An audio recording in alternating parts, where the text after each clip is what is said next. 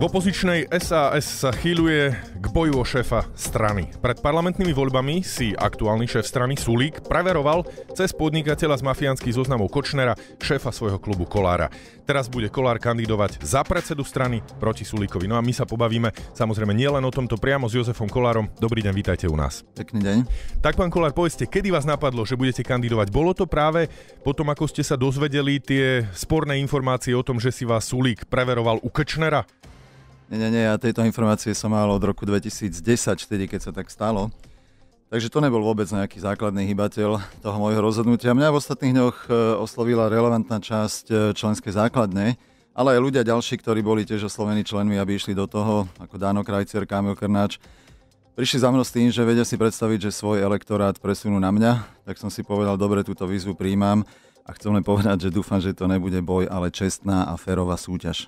A kto, keď už o tom hovoríte, že kto ďalší z tých takých čelných predstaviteľov vašej strany, ako spomínate teda pánov Krnáča, Krajcera, možno poslanca Drobu, kto ďalší je taký, ktorý vás takto otvorene podporuje? Tak oni dali svoje vyhlásenia na médiá v uplynulých dňoch, respektíve v zápäti po tej mojej tlačovej konferencii, ktorá predstavovala nejaký ten slávnostný výkop, obrazne povedané, že ideme sa teda pobiť v tej čestnej a férovej súťaži.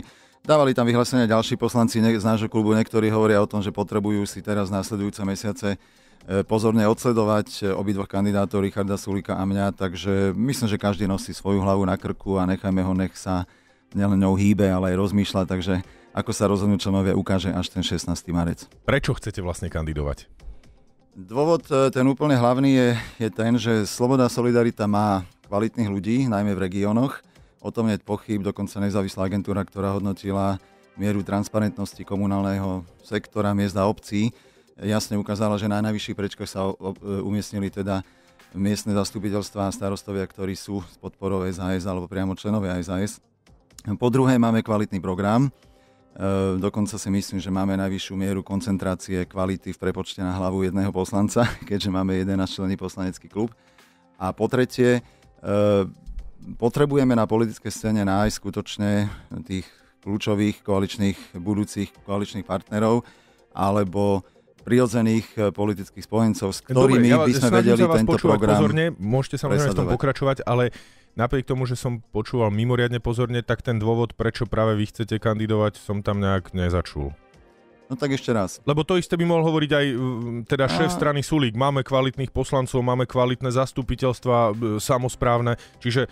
Áno, súhlasím naprosto s vami, ale na strane druhej nestačí mať v politike len produkt, to znamená kvalitných ľudí a program, ale potrebujete aj spôsob, ako tento produkt reálne presadiť. A pokiaľ by strana bola odkazaná ďalšie 2-3 volebné obdobie na tie preferencie, ktoré má dnes, to znamená, že raz bude lízať 5% z hora, inokedy z dola a bude stále zápasiť o to, či sa dostane do parlamentu, veď je nespochybniteľným faktom, že v posledných parlamentných voľbách sme strátili 150 000 voličov. A preto potrebujete k tomuto produktu, kvalitnému programu, hodnotám a ľuďom pripojiť aj spôsob dennodenného výkonu politiky taký, aby ste neboli naozaj odkazaní byť v opozícii. Pretože... A toto SAS nedokáže so Sulíkom, lebo to by som možno použil aj tie vaše slova, ktoré ste povedali, že vy si trúfate v ďalších parlamentných voľbách získať, ak by ste boli šéfom SAS, tak dvojciferný výsledok, čo ale teda dodávate, že nie je možné bez zmeny lídra. No veď, to naozaj je to tak zlé? Teraz ste si odpovedali sám na svoju otázku.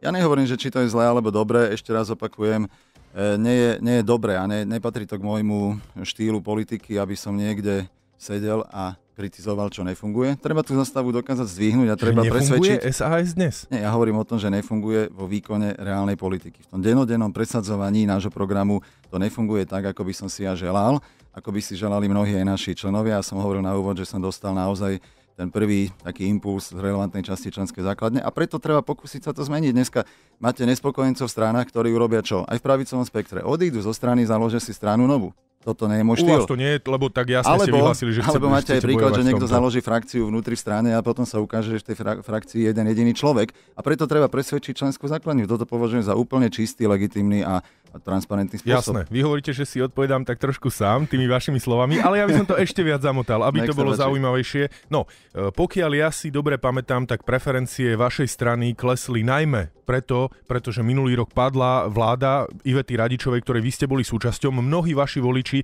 aj podľa prieskumov vám to dávali za vinu.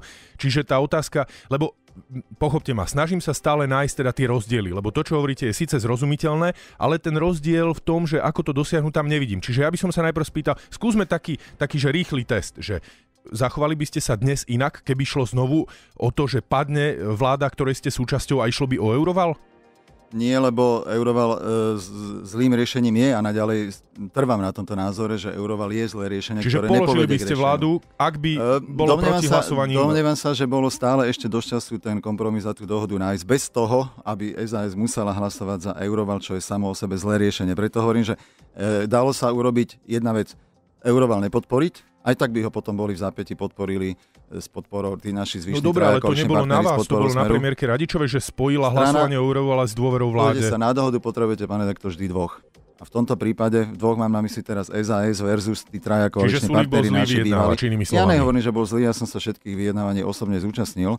Takže netvrdím, že by bol vyjednávačom zlý, ale strana bola už potom v konečnom dôsledku dotiahnutá niekde do kúta, kedy už vlastne neexistoval exit. Už neexistovalo ako z tejto stratégie vonku. A posledná poznámka, som stále presvedčený o tom, že aj niektorí koaliční partneri hrali svoje parciálne hry a myslím si, že Mikuláš Dzurinda sa potreboval zbaviť dvoch vecí. Ivety Radičovej a Sasky ako systémovej poruchy. Hovoríte presne to isté, čo Sulík, ale teda vy by ste ešte sa snažili viac rokovať, ako v tom čase sa rokovalo. Patrí k výbave všetkých zodpovedných politikov, že takýmto výzvam sa musia postaviť čelom a musia nájsť riešenie. Bola to teda Sulíková chyba? Povedzte otvorene. Ešte raz, v okamihu, keď už sa v útorok 11.